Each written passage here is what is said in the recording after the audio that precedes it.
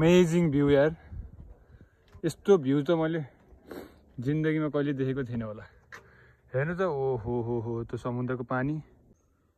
आज हामी wine glass बे लुकआउट हेर्न जाँदैछौँ। यो चाहिँ बाटोको दृश्य हो। वरिपरि समुद्र छ, पहाड अगाडि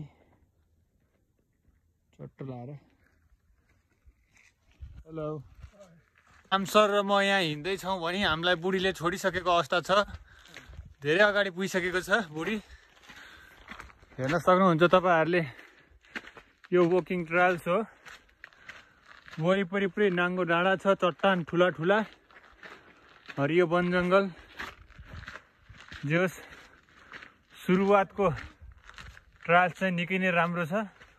होपफुल्ली वाइन ग्लास बे लुकआउट पनि राम्रो पक्कै पनि छ होला भन्ने हामीले आशा गरेका छौँ। एकदमै राम्रो छ बाटो चाहिँ। खोजै खोज ढुङ्गाको खोजै खोजबाट हिँड्दैछौँ हामी। राम सर कस्तो लागिरहेको छ हजुरलाई? एकदम बेस्ट छ। राम्रो छ नि एकदमै। ए ल भेट्यो ल। बुढीले हामीलाई कुरेको रहेछ। लगभग 1 घन्टाको यो वकिङ ट्रायल्स रहेको छ वाइन ग्लास बे लुकआउट जानको लागि। हामी लगभग 20% हिँडिसकेका छौँ। बाटोमा अझै मनोरम दृश्यहरू तपाईँलाई देखाउँदै जानेछौँ। हेर्नु होला है त। विगत 3-4 हप्तादेखि तास्मानियामा वेदर एकदमै नराम्रो थियो। हावाहुरी, स्नो, पानी, एकदमै नराम्रो वेदर थियो। हामीले यो प्लान लगभग 3 हप्ता अघि नै देखि गरेका थियौँ, तर सक्सेस हुन सकेको थिएन वेदरको कारणले गर्दा। आज चाहिँ एकदमै आकाश खुलेको छ। हेर्न सक्नुहुन्छ तपाईँहरूले, निलो बादल कहीँ पनि देख्न सकिन्न। जतासुकै खुलेको अवस्था छ। वाइन ग्लास बे लुकआउट हेर्नको लागि चाहिँ आज चाहिँ जोस पर्फेक्ट दिन रहेको थियो भन्दा फरक नपर्ला। होबरदेखि करिब 200 किलोमिटर इस्टमा रहेको वाइन ग्लास बे एकदमै राम्रो ठाउँ छ भन्ने हामीले सुनेका थियौँ। त्यसलाई आज हामी एक्सप्लोर गर्न जाँदैछौँ। हामी 3 जनाको समूह भएर। गाइजहरू हिँडिरहेका छन्, थाकेको अवस्था छैन। यो चाहिँ बाटोबाट देखिने भ्यू हो। ल हेर्नु त, त्यो पर तपाईँले देख्न सक्नुहुन्छ नि त्यो बस्ती, सानो सानो बस्ती, त्यो चाहिँ कोल्स बे हो। सानो तास्मानियाको एउटा सानो सहर इस्ट कोस्टमा पर्छ। कोस्ट बे एकदमै सुन्दर सहर हो। सानो भए पनि एकदमै सुन्दर छ। धेरै नेपालीहरूले त्यहाँ काम पनि गरेर बसेका छन् भन्ने सुन्नमा आएको छ। पक्कै पनि छन् होला, किनकि त्यहाँ उलिजदेखि लिएर धेरै होटल इन्डस्ट्रीहरू राम्रो छ। देख्नु त, ल हेर्नु त, पहाड। हामी त्यो टपमा पनि पुग्न सक्छौँ है, यदि तपाईँहरूले यो भिडियो हेरेर साथ दिनुभयो भने। 25 मिनट के हिँडेको थिए हाम्रो साथीहरू, अब 20 मिनट छ है, 20 मिनट छ है भन्दा आत्तिसकेको अवस्था छ। हो र सर? नआत्तिनु होला। तपाईँलाई यो मनोरम सुन्दर दृश्यले सायद यदि मान्छेको मन हो भने पक्कै लोभाउँछ।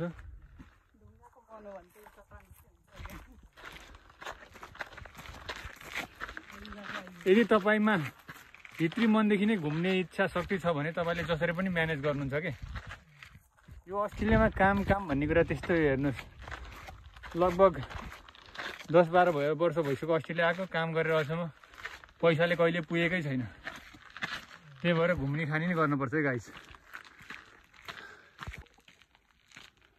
आजको यो वेदरले लगभग पसिना निकालिसकेको अवस्था छ। ज्याकेट सायद हुडी खोल्न पर्ने अवस्था भइसकेको छ। झोलामा पनि एकदमै दाना पानी बोकेर हामी अगाडि बढिरहेका छौँ।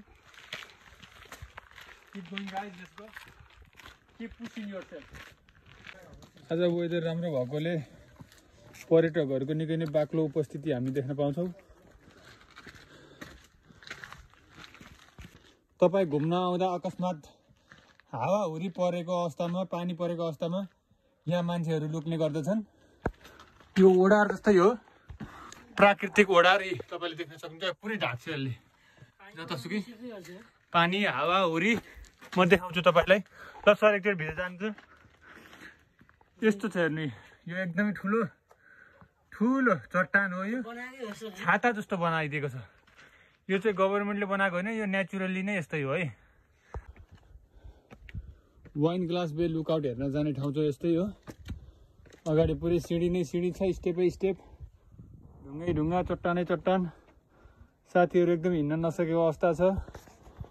म भने अगाडि छु। आज राम्रो वेदर भएकोले धेरै पर्यटकहरू छन्। हल्का रेस्ट गर्दै गर्दै गर्दै हामी लगभग वाइन ग्लास बे लुकआउट पुग्न लागिसकेका छौँ। देख्नुहुन्छ अब तपाईँले मनोरम दृश्य। साह्रै नै रमाइलो ठाउँ छ, साह्रै नै राम्रो, साह्रै नै रमाइलो, हिँड्न पनि एकदमै सहज। आजको वेदरले हामीलाई एकदमै साथ दिएको छ। घाम भनेर घाम त्यस्तो पनि छैन, हल्का हल्का हल्का फुल्का हावा चलिरहेको छ। अब हामी फाइनल्ली वाइन ग्लास बे लुकआउट आइसकेका छौँ। तपाईँलाई देखाउँछु म यहाँको मनोरम दृश्य कस्तो छ त भनेर। यदि तपाईँले यो भिडियो हेर्नुभयो भने तपाईँले पक्कै पनि वाइन ग्लास बे एकचोटि हेर्न जाउँ चाहिँ पक्कै पनि हुन्छ है त। हेर्नु है, देख्न सक्नुहुन्छ। अब म फाइनल स्टेप पुग्न लागिसकेको छु। हल्का फुल्का भिडियोमा तपाईँहरूले देख्न सक्नुहुन्छ सुन्दर दृश्य फाइनल्ली आउँदैछ। ओ माई गॉड, हल्का देखिसक्यो।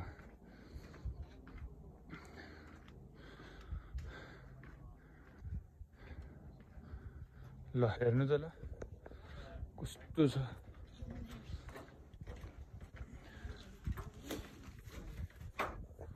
ओ माई गॉड, अमेजिङ भ्यू यार। यस्तो भ्यू त मैले जिन्दगीमा कहिले देखेको थिइनँ होला। हेर्नु त, ओ हो त्यो समुद्रको पानी। यही हो वाइन ग्लास बे लुकआउट भन्ने ठाउँ। धेरै छन् आज पर्यटकहरू, एकदमै राम्रो मौसम छ। हाम्रो साथीभाइ पनि आइसके। वरिपरि एकदमै साह्रै नै रमणीय दृश्य छ। वाइन ग्लास बे लुकआउट यही नै हो। हेर्नु त ल, oh my God, what a view. Enjoy गर्नु है त यो भिडियो हेरेर ल।